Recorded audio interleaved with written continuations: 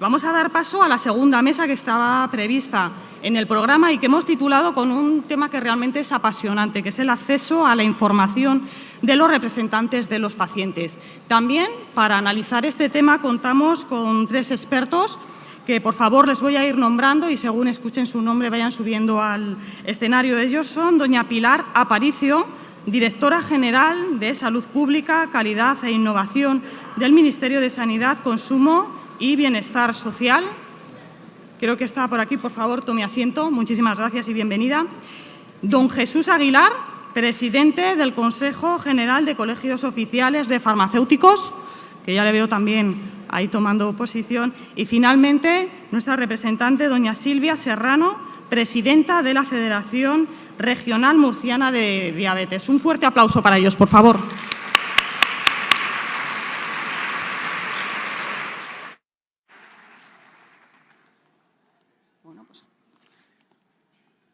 Muy bien, pues bienvenidos a los 3. Sé que habéis hecho un esfuerzo importante para estar hoy aquí con todos nosotros y también muchísimas gracias de nuevo en nombre de la Federación Española de Diabetes por haber aceptado esta invitación de estar hoy con nosotros y con, con este total de 700 personas que nos acompañan en el día de hoy. Entrando ya de lleno en el tema que nos ocupa, como he dicho, es un tema que realmente es apasionante. Me gustaría empezar con una frase que no es muy original, lo tengo que decir, pero creo que puede ser muy ilustrativa para hacernos como un hilo conductor del resto de lo que podemos seguir tratando a lo largo de esta mesa, y es que la información es poder en todos los ámbitos de nuestro día a día, pero más si cabe, sobre todo, esa información por parte del paciente, como hemos visto anteriormente, y ese acceso a la información y la formación para que cuente con esa calidad de vida. Pero hilando todavía más fino, si cabe todavía, más que el acceso del paciente, es importante el acceso de los representantes de los pacientes a novedades terapéuticas, a nuevos tratamientos, innovaciones sanitarias, que, sin embargo, y por determinadas normativas, hay una determinada limitación, Silvia, tú lo sabes, en la entrada de algunos ámbitos, porque justamente ahí también se desarrollan espacios comerciales. Lógicamente está prohibido ese contacto directo comercial de los productos sanitarios que van dirigidos y están financiados por la Administración Pública. Esto que genera en muchas ocasiones que os llamen incluso en la Federación Nacional un socio, un medio de comunicación que se ha enterado antes que vosotros de una novedad. Lógicamente no podéis tener una respuesta en ese momento. ¿Esto cómo afecta al trabajo que hacéis día a día en las asociaciones de pacientes, el no poder tener ese acceso en un primer momento a estas novedades? Hola, buenos días. Pues ciertamente esto dificulta mucho, ¿no? Porque todos los que estamos aquí o nuestra gran mayoría de compañeros que están aquí hoy, pues somos pacientes muy activos, que nos implicamos muchísimo en trabajar cada uno en nuestro ámbito por la diabetes y por las personas que conviven con ella, ¿no? Entonces nosotros no somos pacientes al uso, somos pacientes pues muy profesionalizados, ¿no? Donde estamos siempre formándonos, intentando llegar a más, compartiendo experiencias con los profesionales que estáis ahí. Y es costoso llegar a una información que se nos veta, ¿no? Por el hecho de etiquetarnos como pacientes, ¿no? Tú aquí no puedes entrar porque esto es solo para profesionales, ¿no? Ahí es donde nos encontramos la dificultad, porque también competimos con las redes sociales, ¿no? Que muchas veces pues emiten mensajes que son sensacionalistas, que llevan un trasfondo de un interés comercial o generar una expectación hacia un producto, hacia un posible sistema que se vaya a crear. Y entonces nos llaman efectivamente o acuden a nuestras asociaciones con muchísima inquietud. Oye, ¿esto dónde lo compro? ¿Esto dónde voy a ir? ¿Esto no sé qué? Y primero lo que tenemos que ver es la fiabilidad de la noticia, ¿no? Sería muy interesante, y yo lo lanzo, que lo recoja quien quiera, pero sería muy interesante que hubiera un sistema como de un sello de calidad, de fiabilidad, de qué web emite mensajes que ciertamente son fiables, que tienen un rigor científico, que el paciente pueda consultar o una persona que no sea paciente, que se interese por la salud, ¿no? Que sepa que ese mensaje es positivo, que se lea, ¿no? Hay muchísimas páginas que te crean el problema para que luego compres la solución, y eso es lo que debemos evitar, ¿no? lo que hacemos en nuestras asociaciones es algo mucho más cercano. Es formar, informar, como decía Julián. Cuando acudimos a los profesionales sanitarios, pues por desgracia no podemos estar una hora con ellos formándonos, ¿no? Ni acudir constantemente todas las semanas o cada vez que tenemos esa inquietud. Y ahí es donde estamos nosotros, ¿no? Nosotros ofrecemos pues esa empatía, esa cercanía, esa profesionalidad, pero no la podemos ofrecer si no estamos formados. Entonces sí que habría que distinguir la formación, la información que llega al paciente que está en primera línea de juego y la información que tiene un interés comercial. Ahí pues sí veo adecuado que si hay un interés comercial y nos consideran personas pues, vulnerables, pues que no vayamos, pero sí que estemos en ámbitos como este, pero no ya que los generen los propios pacientes, que está muy bien, como este congreso, sino que los profesionales, el ministerio, pues se impliquen, decir no, las asociaciones están haciendo una gran labor, vamos a formar a los directivos, a la gente que dirige esas asociaciones, vamos a ponerlo más fácil para que primero los dotemos de una formación exquisita y segundo, no les cueste un duro, porque venir aquí nos cuesta dinero y irnos a formarnos a distintos ámbitos nos cuesta dinero, aparte de tiempo, ¿no? Y aparte de interés y de alegría y de voluntariado. Pero es cierto que necesitamos un poquito más de implicación y que nos brindéis un poquito más que nos abráis un poco más la puerta a que podamos seguir formándonos, tener esa actualización constante, que nos lleguen las noticias en el momento que se reciben, cuando hay una alerta sanitaria, a veces llegan, a veces no, pero nos llegan desde la propia federación y muchas veces somos nosotros los que les tenemos que decírselo a los profesionales, ¿no? Porque no les ha llegado. En fin, yo creo que es un trabajo en equipo que hay que desarrollar, que todos tenemos pues esa corresponsabilidad, que ya no estamos en ese sistema paternalista, sino en un sistema de corresponsabilidad, donde nosotros queremos actuar y queremos ser parte activa y así pues lanzamos el mensaje. No, Silvia, es verdad, lo que has comentado y has adelantado muchas cosas que luego vamos a tener tiempo para analizar también. Lo que queda claro es que el acceso a la información para los pacientes es clave y, bueno, lógicamente no quiero hacer de abogado del diablo porque yo creo que la mayoría de los que estamos aquí estamos de acuerdo en esto, pero exactamente también existe una normativa, que es una transposición de una directiva y tiene su fundamento, ¿no? Es decir, evitar esa exposición directa, esa promoción directa a la sociedad en general, a los pacientes en concreto, pero sí que es cierto, y como ha dicho también Silvia, pues en esos espacios de promoción también hay otra parte divulgativa, de información. Pilar, ¿estaría sobre la mesa o está sobre la mesa del Ministerio no el cambiar a lo mejor la normativa, pero sí ser más específica y claro sobre qué es promoción claramente, de lo que es información y poder abrir esa parte informativa y divulgativa a los representantes de los pacientes? Bueno, en primer lugar estoy súper agradecida que la asociación haya tenido la delicadeza de invitarnos al Ministerio, porque yo creo que este foro, esta federación de pacientes que es capaz de agrupar a tantísima gente, la verdad que merece una atención especial. El Ministerio, y lo planteaba anteriormente el doctor Josep Franch, es evidente que está cerca de los pacientes y está cerca de los profesionales. Yo creo que para nosotros es una reivindicación legítima el que la información sea lo más accesible a los pacientes. Es cierto que los pacientes con diabetes, como decía Silvia, son un tipo especial de pacientes. Yo soy médico internista y es evidente que nosotros también tenemos una parte muy importante de tratamiento con los pacientes diabéticos. Y yo creo que efectivamente, como también se comentaba en la mesa anterior, va cambiando mucho la relación profesionales, sanitarios y pacientes. Y yo creo que eso va cambiando a mejor. Para mí, esa información, yo creo que quizás sea más accesible de lo que parece y quizá la normativa no es tan restrictiva.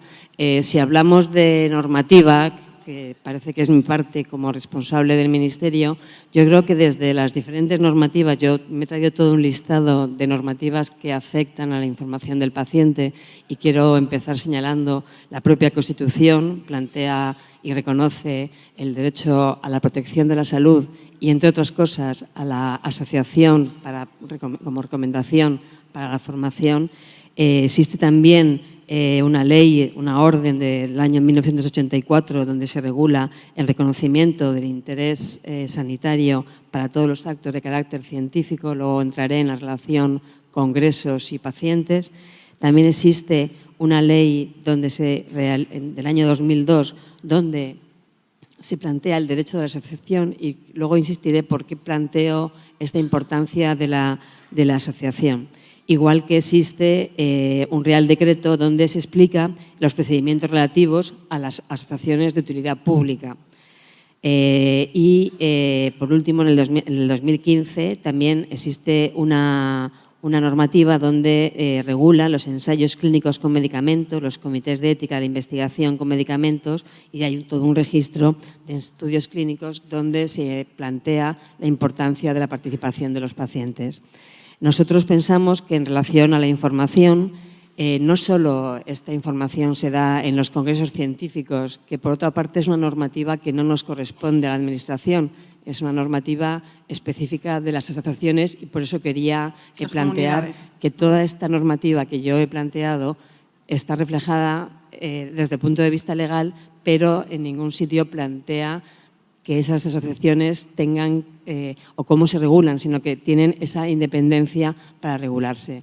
Hay congresos científicos y hay ejemplos donde es que se colabora activamente pacientes y científicos. Yo puedo poner un ejemplo en el que he participado varias veces, como son los congresos del VIH y el SIDA.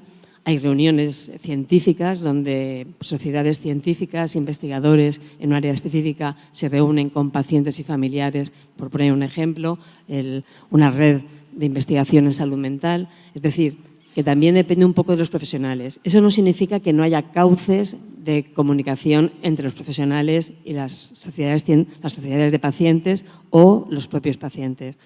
En ese sentido, también yo quería señalar que las páginas web, que luego vamos a hablar un poco más de ellos y luego hablaremos también de la posibilidad de acreditación o de esas páginas, también hay que saber que nosotros también somos partidarios y creo que desde las propias instituciones, por ejemplo, de las novedades científicas, en las agencias reguladoras, si estamos hablando de avances científicos tanto en productos sanitarios como en medicamentos, tanto la Agencia Europea del Medicamento como la propia Agencia Española del Medicamento y Productos Sanitarios, en sus páginas web tienen las últimas novedades científicas donde podemos estar, y además ellos lo cuelgan a diario y están totalmente actualizadas con todos los productos que se van autorizando. También se planteaba el tema de las alertas y quiero señalar que tanto desde la página web del Ministerio de Sanidad como de la propia página más específica, aunque sea parte del Ministerio de Sanidad, de la Agencia Española del Medicamento y Productos Sanitarios, existe una página para informar específicamente de las alertas. En ese sentido, yo creo que siendo muy legítima la necesidad de información, yo creo que existe una red, una serie de canales que luego, como nos has comentado, vamos a profundizar más el cómo esa información es la más, podemos hacer que sea la más fiable, que nos permiten avanzar y que los pacientes estén lo más informados posible, que nunca es suficiente. Pero que yo, aunque luego insista más adelante en la última pregunta, creo que la relación fundamental viene por los profesionales sanitarios. Aquí se ha señalado la importancia de atención primaria, enfermería y, por supuesto, también la atención especializada. Efectivamente, la gran importancia de que se pueda tener acceso para que el paciente también pueda autogestionar de manera independiente de lo que sería su propia patología. Esto es la situación que ahora mismo, y ha comentado una serie de legislación española que me parece muy ilustrativa, es la situación que ahora mismo está habiendo en España, pero me gustaría ampliar un poco la visión y, bueno, analizando otros entornos cercanos, y me gustaría aprovechar que contamos hoy con Jesús Aguilar, que aparte de presidente del Consejo General de Colegios Farmacéuticos de España, si no me equivoco, desde junio de 2017, también ocupas la presidencia de la Agrupación Farmacéutica Europea. Esta directiva de la cual he comentado anteriormente no se ha traspuesto igualmente de la misma manera en otros países, en donde sí que es verdad que los pacientes pueden tener un acceso más libre, una mayor presencia. Conociendo esa experiencia a nivel internacional, ¿qué presencia, qué peso tienen, por ejemplo, los pacientes en otros entornos y si realmente se puede ver un mayor protagonismo por su parte a nivel internacional europeo? Muy bien, pues muy buenos días a todos, a todas. ¿Me oís? ¿No? No está el... Ahora, en rojo. Algo le pasa. Ahora ya, ahora me oís. Ahora sí. Muy buenos días a todos los participantes en este congreso. Muchísimas gracias a Fede, muchísimas gracias a su presidente por invitarnos a estar hoy con vosotros. Tenemos una relación muy estrecha con la Federación. Para nosotros, para los farmacéuticos, pues el tema de la diabetes, como el de todos los pacientes, pues es muy importante, ¿no? Pero centrándonos en el tema que me preguntas, y a nivel europeo, bueno, lo que hay es una directiva, lo que dice la directora general, esa directiva es para todos y esa directiva está traspuesto por igual para todos. No hemos cogido, yo creo que en España, una parte más restrictiva que en otros sitios, ¿no? Y es verdad que en esa directiva, pues la promoción de los medicamentos de prescripción está prohibida al público en general, ¿no? Pero yo creo que aquí tenemos que matizar, porque me da la sensación un poco que metemos en el mismo contexto muchas palabras, ¿no? Metemos en el contexto la promoción, metemos en el contexto la formación, metemos en el contexto la información. Y yo creo que hay tres partes que son distintas y que, bueno, que de alguna manera lo que tenemos que hacer es potenciarlas, ¿no? Entonces, sobre esta base, las sociedades científicas son los responsables, como decía también la directora general, porque yo comparto que todo lo que estaba comentando, las sociedades científicas o los consejos somos los encargados y los responsables de decir si a esas sesiones entendemos que pueden o no pueden acudir el tema de los pacientes. ¿Y por qué? Bueno, porque siendo esa responsabilidad de las organizaciones, bueno, pues porque hay distintos niveles, ¿no? Yo creo que hay distintos niveles en función de lo que se traten en esas sesiones. Yo creo que de principio prohibir que vayan los pacientes me parece que es absurdo. Yo no sé, nuestra organización desde luego van a todos los congresos y a todas las sesiones habidas y por haber. Pero sí que entiendo que tiene que haber también distintos niveles de conocimiento. No es lo mismo una formación desde el punto de vista de abordar la farmacología de una determinada enfermedad con un nivel de formación o con otro nivel de formación o con un nivel de información. Posiblemente yo creo que esto es lo que, o que esté o no esté patrocinado por un laboratorio que puede tener intereses económicos. Entonces, yo creo que estas son las cosas que tenemos que entre todos intentar separar, ¿no? Ahora, prohibición, yo no lo conozco, no lo sé, no sé si hay casos o ha habido casos en los que sociedades científicas no hayan querido que formen parte de los pacientes, o a mí me parece, personalmente me parece, no sé, me parece un error, ¿no? Desde luego, desde la organización nuestra, desde la organización farmacéutica, como os decía, los pacientes siempre participan en las mesas redondas. O sea, yo no sé si hay alguna actividad en la que no participen los pacientes, porque para nosotros es absolutamente importante. Ahora, yo creo que respecto a este debate, aparte de tener que separar esto, yo creo que lo que es clave a lo mejor no está en esto, no está aquí, no está en este tema, ¿no? Sino en saber y poder aprovechar más dentro del sistema sanitario el recurso de las organizaciones de los pacientes, ¿no? A mí me parece que eso es un punto fundamental en todo lo que son las políticas sanitarias, ¿eh? El aprovechamiento de las organizaciones en todo esto. Me parece mucho más importante profundizar en cómo integrar más al paciente en el sistema sanitario. No hablar tanto del paciente, que está muy bien, pero yo creo que lo que es importante es integrarle más, ¿no? Para que realmente tanto los políticos como las administraciones, como los profesionales, sepamos responder a vuestras expectativas. Este es mi punto de vista. Y desde el punto de vista de la Unión Europea y con respecto a la EMA, la Agencia Española, a la Agencia Europea del Medicamento, los pacientes tienen un papel súper importante, ¿no? Forman parte de todos los comités específicos, se les consulta antes de tomar las decisiones, participan en los grupos de trabajo de los medicamentos huérfanos, en los comités científicos, en la evaluación de la autorización de los nuevos medicamentos y en toda la fase de poscomercialización. O sea, yo creo que sí hay esa tendencia, que además es lógica y es buena, pero sí que me gustaría que fuésemos capaces de poder separar estos conceptos. Efectivamente, lo que es información, lo que es promoción, yo creo que también es muy claro que queda en lo que sería en la legislación muy claro. Hemos visto que es importante, lógicamente, ese acceso a la información, Silvia, pero quizás también importante sea el acceso a una información fiable, que ya tú lo has adelantado. El fenómeno de las redes sociales, Internet, está poniendo sobre la mesa un mayor acceso, pero también un acceso más dudoso, bastante fiable, aunque tenemos que decir que la nota positiva de todo esto, que los principales rankings ponen a los profesionales sanitarios como la principal fuente a la cual acuden los pacientes para consultar sus dudas. Lo que no veo tampoco en ese ranking, sin embargo, que sea tan positivo es que las asociaciones de pacientes no ocupamos ahí uno de los principales puestos. Y sí que me gustaría, por una parte, que comentaras qué estáis haciendo desde las asociaciones de pacientes primero para evitar o informar y formar bien a los pacientes para que sepan discernir una buena y una mala página de Internet con dudosa información, y qué se está haciendo fundamentalmente, por ejemplo, desde ADIRMU, para incrementar ese puesto, ese ranking de las asociaciones como fuente primaria para los pacientes.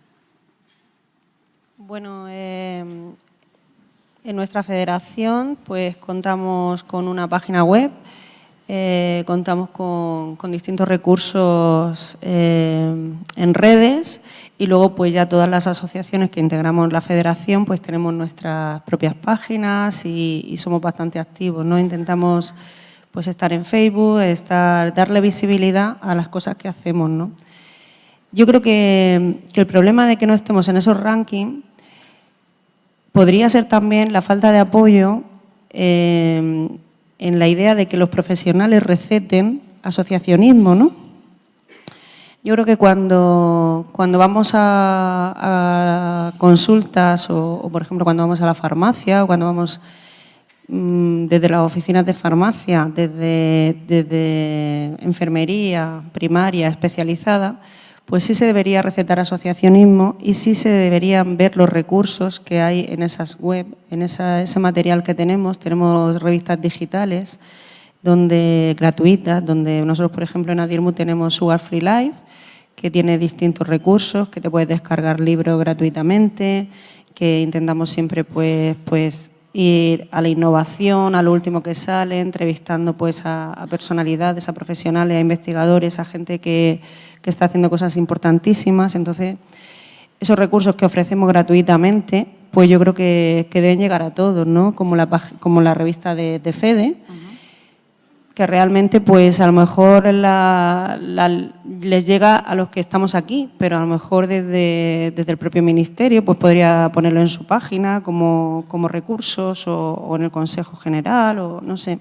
Se me ocurre que no solo nosotros tenemos que promocionar lo nuestro, que ya lo conocemos, sino que necesitamos también trabajar en red, ¿no?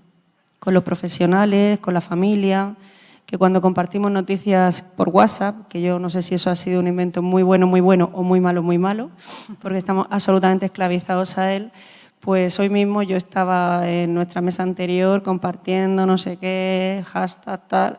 O sea, esto tiene que llegar, ¿no? No a los que estamos aquí, tiene que llegar muchísimo más allá de lo que es nuestro país, ¿no? Y que se sepa el trabajo que hace FEDE, y el trabajo que hace cada federación y el trabajo que hace cada asociación, por pequeña que sea, porque todos son importantes y todos son válidos y necesarios para alguien, ¿no? Y eso es lo que necesitamos, llegar a la gente y tener visibilidad y tener apoyo. Es cierto que no tenemos recursos, nos movemos con muchísima ilusión y esa ilusión tenemos que transmitirla y trasladarla a la gente que nos apoye, ¿no?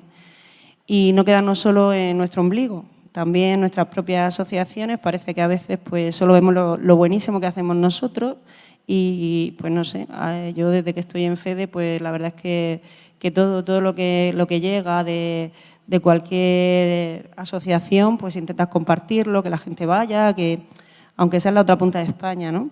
Hay que estar o por lo menos saber que existe, ¿no? Y luego tú ya tomar la decisión si lo ves bien, si no.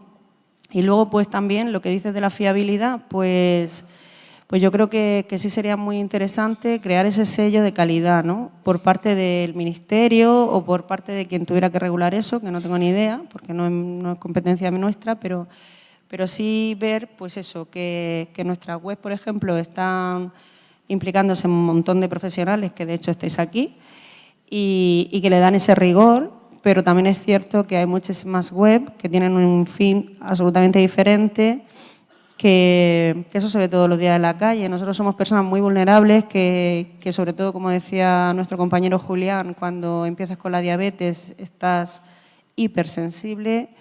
Todo lo que sea un recurso que te pueda ayudar a que esa diabetes desaparezca, lo vas a comprar, lo vas a querer, lo vas a demandar, y esas cosas la mitad de veces, pues, bueno, la mitad no, el 99,9% no son reales, ¿no? Yo siempre digo, pues si fuera así, habrían autobuses y autobuses en ese sitio para comprar esa curación, ¿no?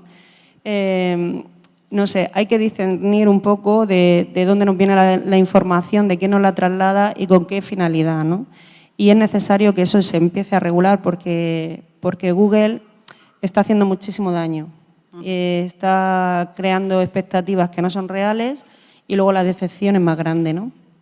Pero como Google también es periodista, o sea, yo estudio periodismo y hay veces que coge un teléfono y he llamado a alguien y se lo he explicado. Y no me corto de decirlo. O sea, compañeros míos que he dicho, pero bueno, ¿cómo puedes hablar de esto tan gratuitamente, sin haber contrastado, sin haber visto? O sea, te llega la nota de prensa, la copia pega y ya está, ¿no? No, o sea, hay que ver y hay que ver de dónde viene esa información y qué pretende esa información y hablar con todas las partes implicadas, ¿no? No se puede generar expectativas que no llegan a ningún sitio. Y ahí eso, pues bueno, es una labor de todos, es una labor social y, por supuesto, las asociaciones también muchas veces somos ese filtro para que la gente se dé cuenta un poco de lo que es y lo que no es cierto y que pueda compartir esos sentimientos, eso que le ha generado esa noticia y ese sensacionalismo que finalmente pues a veces te derrota más que te apoya, ¿no? Porque cuando te das cuenta que ese estudio no es como te lo están vendiendo, o que no ha tenido, o que realmente no ha sido ni un estudio científico, pues te quedas un poco más desolado, ¿no? Pero bueno, también es cierto que hay muchísimas cosas, no me quiero poner pesimista, pero hay muchísimas cosas muy interesantes que nos están llegando gracias a que existe esta labor en red, que todos trabajamos ya con redes sociales y que nos ayudan a tener más esperanza también, ¿no? A ver que mientras que yo estoy durmiendo, pues hay un montón de investigadores que están trabajando porque todos los niños de nuestras asociaciones vean esa parte positiva de esa curación que va a llegar, ¿no? Y eso es así, o sea, a veces queremos que la noticia no llegue ya, pero bueno, también pues el saber qué se está haciendo y el apoyar esos estudios, pues también es una esperanza que nos ayuda a seguir adelante, ¿no? Efectivamente, como habéis comentado también, son muchos los bulos, los falsos mitos que se van trasladando a través de las redes sociales, de Internet y como ha comentado también Silvia, se adelantaba también, la realidad siempre está por delante de lo que sería la normativa y es cierto que quizás a lo mejor es muy complicado, a lo mejor, Pilar, poner puertas al campo. Es decir, es tan complicado regular, es tan complicado tener una regulación normativa sobre qué página cumple una serie de requisitos. Quizás la alternativa de Silvia, que ha comentado, de crear o elaborar un sello de calidad que tendría que ser, lógicamente, por una administración pública, está sobre la mesa del Ministerio en estos momentos. Como estamos comentando, la información en salud que encontramos en las redes es súper amplia y efectivamente lo de poner puertas al campo no siempre es tan fácil. Es cierto que existe una regulación sobre publicidad engañosa y que a veces esas páginas son parte de la publicidad engañosa y que tanto a nivel europeo como a nivel nacional intentamos perseguir, no siempre con todo el éxito que deseamos, pero es verdad que sí que existe esa normativa y esa inspección en intentar evitar esa información fraudulenta, esa información engañosa, sobre todo cuando se realiza en temas de salud tan importantes. También existe de alguna manera, primero que yo creo que como consejo que yo daría de cara a la información, por supuesto, para mí siempre la información más importante, la de primera mano, es la del profesional sanitario directo, con todas las limitaciones que a veces tenemos. Se ha hablado en la mesa anterior de la importancia de mejorar la comunicación entre profesionales y pacientes. Yo creo que son asignaturas que cada vez más, afortunadamente, son parte de la formación tanto de los estudiantes, del personal sanitario en formación, como en la formación continuada que se nos da a los profesionales sanitarios desde las comunidades autónomas, y que esa información directa, como es verdad, como se dice, no siempre es suficiente, y por eso recurrimos a lo que tenemos a nuestro alcance, que hoy día no cabe duda que es Internet. Y también yo quería insistir, también lo ha dicho Silvia, en la importancia de buscar páginas oficiales o páginas acreditadas directamente porque son páginas de sociedades científicas o porque son páginas de asociaciones de pacientes, el ejemplo de FEDER o cualquier otra de las asociaciones que forman parte de FEDER o que estáis aquí, es un buen ejemplo. La verdad que vuestras páginas web hay que reconocer que son muy buenas, muy claras y se nota que van dirigidas a un público muy particular. Nosotros desde el Ministerio, sí es cierto que hay un logo del Ministerio que ponemos en determinadas ocasiones y que intentamos acreditar de alguna forma la información que lleva nuestro logo. Eso es así.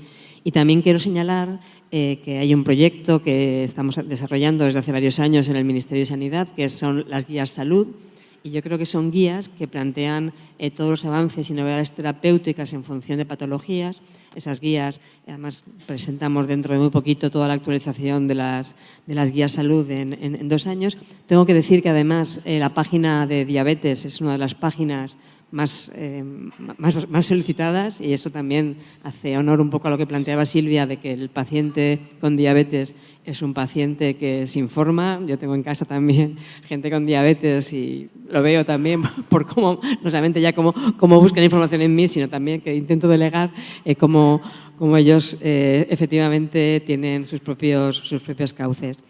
También quiero señalar, y yo creo que en todas las comunidades el Ministerio coordina toda una red de escuelas en salud para los pacientes y para la ciudadanía en general, y los cursos en mi comunidad, en esto ya no tanto como Ministerio de Sanidad, sino como ciudadana que vivo en una comunidad determinada como es Madrid, al que yo veo que mi marido acude regularmente a sus cursos de diabetes y sigue acudiendo para estar al día. Y he visto también cómo aquí en esta reunión, en este congreso de FEDER, también tenéis en el programa que vais a desarrollar a lo largo del día talleres importantes sobre los últimos avances, pero no cabe duda que estas escuelas de salud yo creo que han sido otro aspecto fundamental para mejorar la información de los pacientes.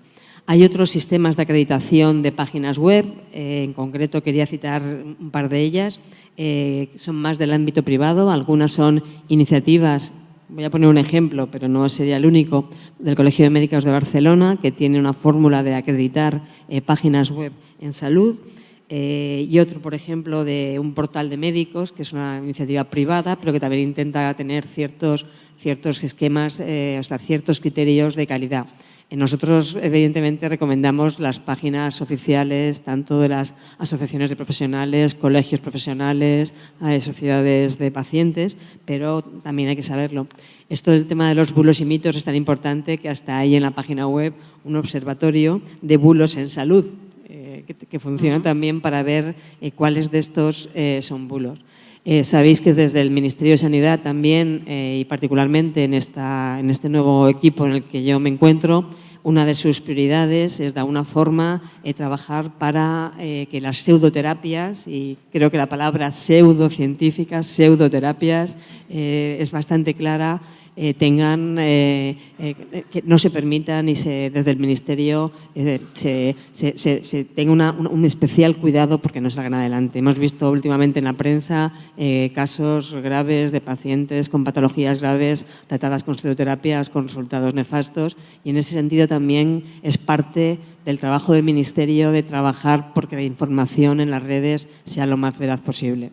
Efectivamente, además la información, Internet en las redes está formando cada vez más o creando un paciente más tecnológico, pero siendo realistas, el perfil tipo de la persona con diabetes Es un paciente que, aunque sí que acude a las redes sociales, a Internet, sigue sobre todo apreciando lo que es el trato directo con el profesional, con atención primaria, con enfermería, con el farmacéutico. Jesús, que además es una de las figuras entre las personas con diabetes más valorados, sobre todo por vuestra cercanía, por vuestra disponibilidad las 24 horas del día. Realmente es un reto para vosotros, porque hemos comentado anteriormente en la otra mesa que son 6 millones de personas, es una patología crónica y que, lógicamente, tenéis que dar respuesta por parte del Consejo General de Enfermería a esa formación para vuestros socios, para que realmente estén preparados para ese reto de dar una formación, una atención realmente de calidad y cada vez más individualizada para los pacientes con diabetes. ¿Qué estáis haciendo desde el Consejo de Farmacéuticos? Y, lógicamente, ¿cuál es el trato que tenéis ahora mismo con la atención de los pacientes con diabetes? Jesús. Pues mira, como tú bien dices, la misión del farmacéutico aquí es atender pues, las necesidades de los pacientes en relación a los medicamentos, ¿no?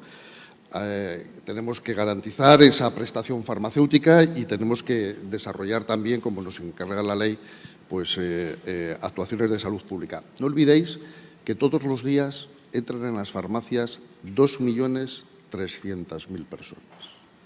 2.300.000 personas es como decir que cada 20 días pasa toda la población española. No es correcto, ¿no? Porque unos pasan muchas veces y otros pasan menos, ¿no?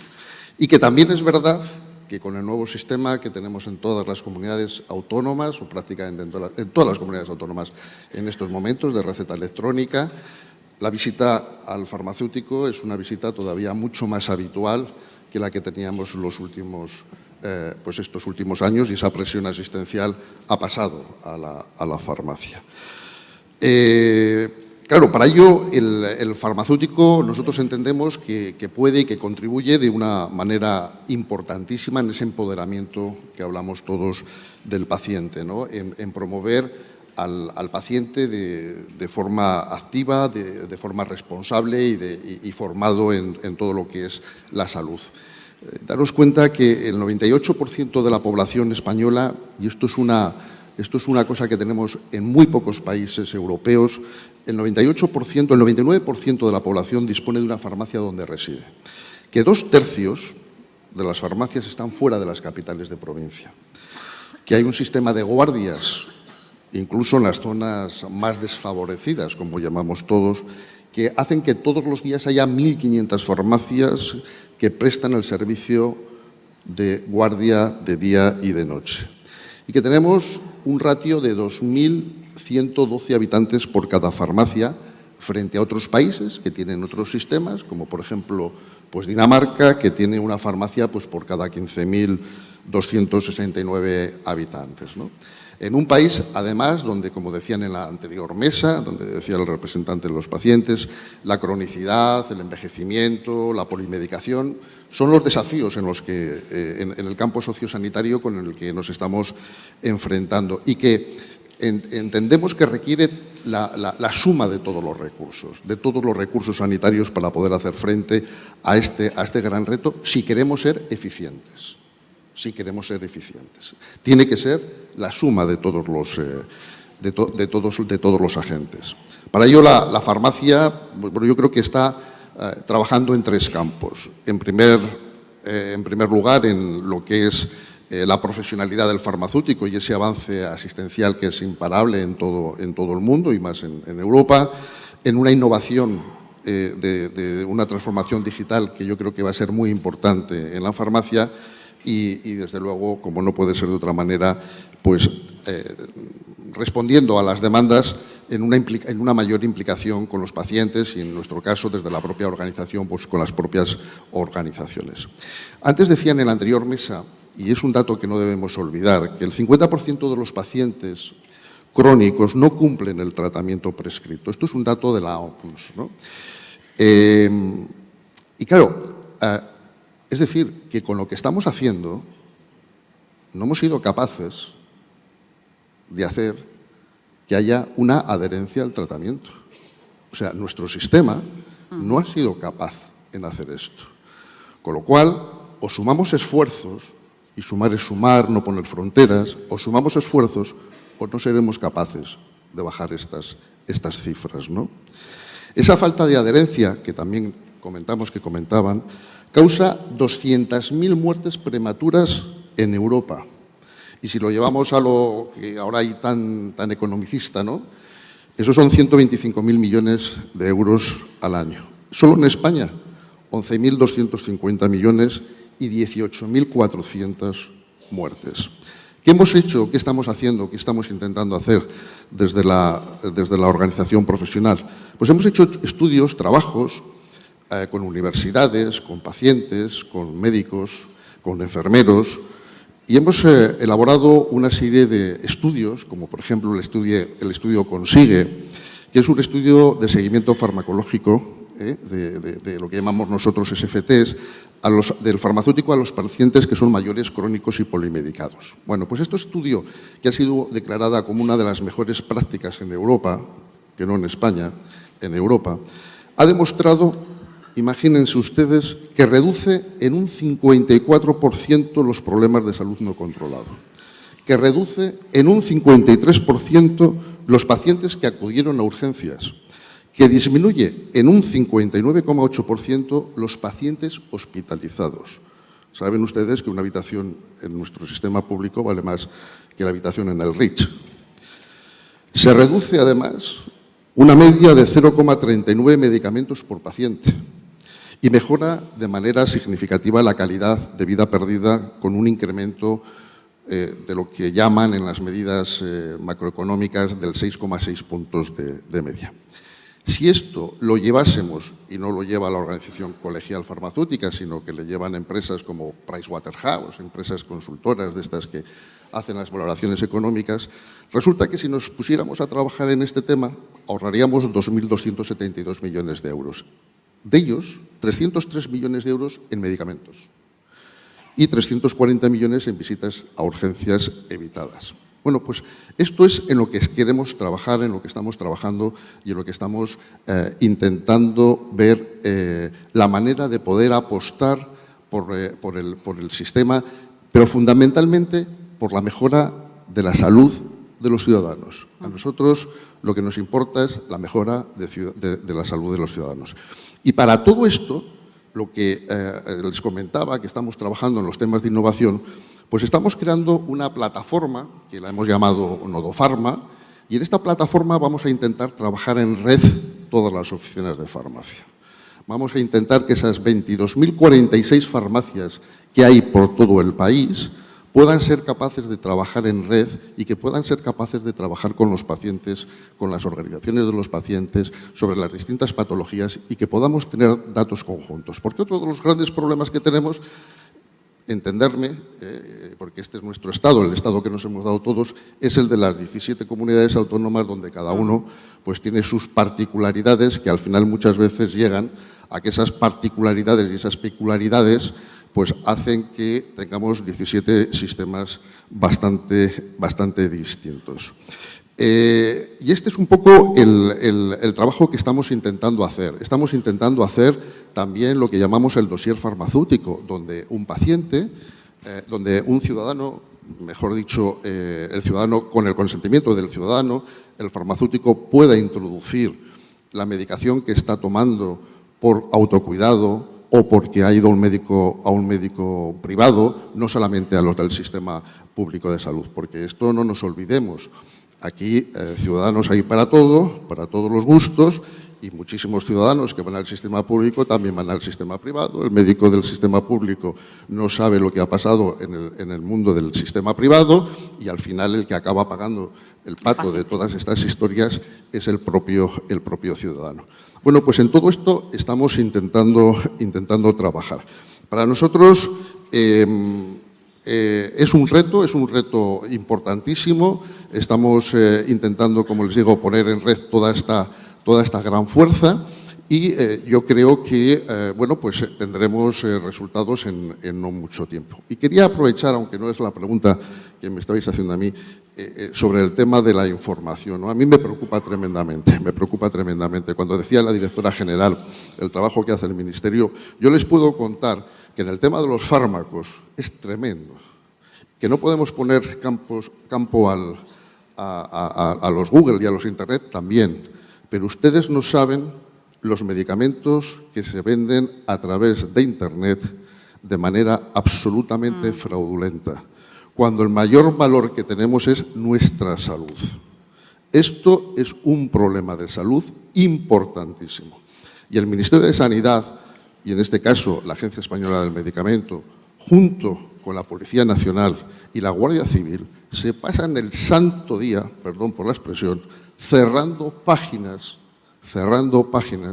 en las que se ofrecen productos, consejos, historias de estas que son un atentado a la salud, y yo me atrevo a decir que es un atentado a la salud pública. Tenemos que tener muchísimo cuidado, porque no solamente en eliminar las páginas, es que nosotros como ciudadanos tenemos que ser conscientes de que no podemos ir a ese tipo de páginas.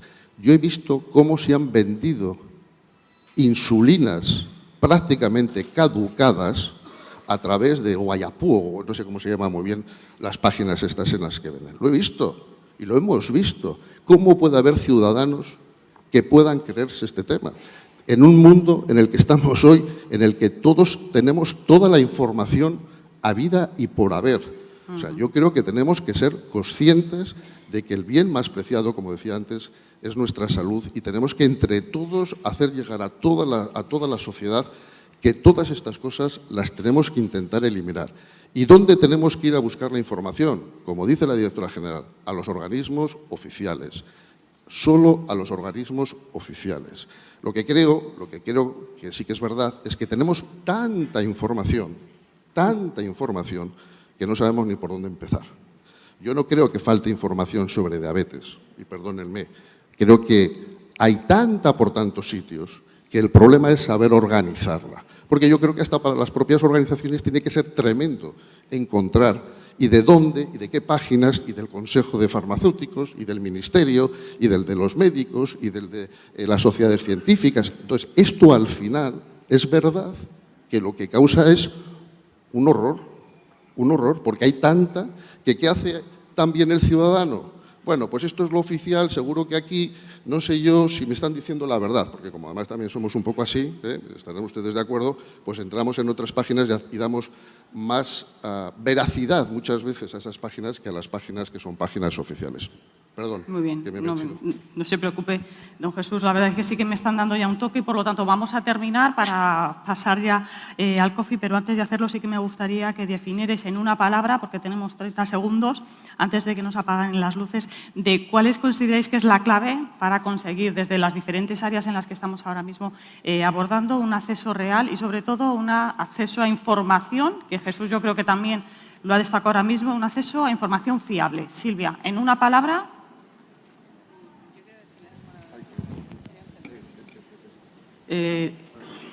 Estamos terminando ya, por favor, muy breve, porque me están ya llamando de que tenemos que salir. Bueno, yo antes de irme sí me gustaría pedirle al Ministerio que como parte de la comunicación hubiera una supervisión y un apoyo a que funcionen los planes integrales de diabetes en todas las comunidades, porque ese es el canal principal de trabajo en red entre profesionales y pacientes, y que haya una comunicación y se nos escuche y se nos tenga en cuenta a la hora de tomar decisiones.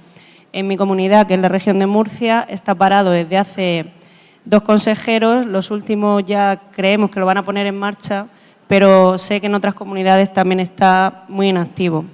Entonces sí me gustaría que tanto como supervisión como que se controle el que funcionen, que hayan reuniones periódicas y que hayan unos mínimos resultados, que se vea que realmente están funcionando, que se pidan resultados y que sea una herramienta más que se utilice, porque se han hecho y están en las estanterías muertos de risa y eso es una pena, ¿no?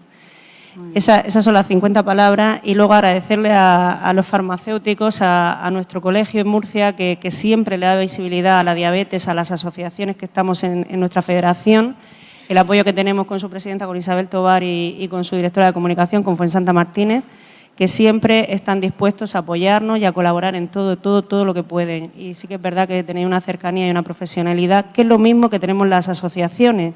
La cercanía, la humanidad, eso no nos lo puede quitar Google ni ninguna red social, ¿no? La humanidad. Y 50 palabras, lo siento. No, no te preocupes. En una palabra, una frase, Jesús, desde el ámbito de los farmacéuticos. Yo creo que nos tenemos que coordinar. Coordinación, ¿verdad? Para mí la palabra Nos es quedamos con coordinación, eso. posiblemente liderado por el Ministerio, sentarnos en una mesa los agentes que tengamos que estar, que esos agentes nos encarguemos de trabajar. otros agentes y coordinarnos y hacer algo que sea ese canal. Coordinación, un solo canal. Magnífico, Jesús. Y por último, Pilar, rápidamente. Antes de recoger el reto de Silvia y de la coordinación también que nos plantea también Jesús, también desde la parte de... Simplemente la información existe, pero yo diría confianza en los profesionales sanitarios y cercanía. Magnífico, muy bien. Pues tan solo pedir un fuerte aplauso, por favor.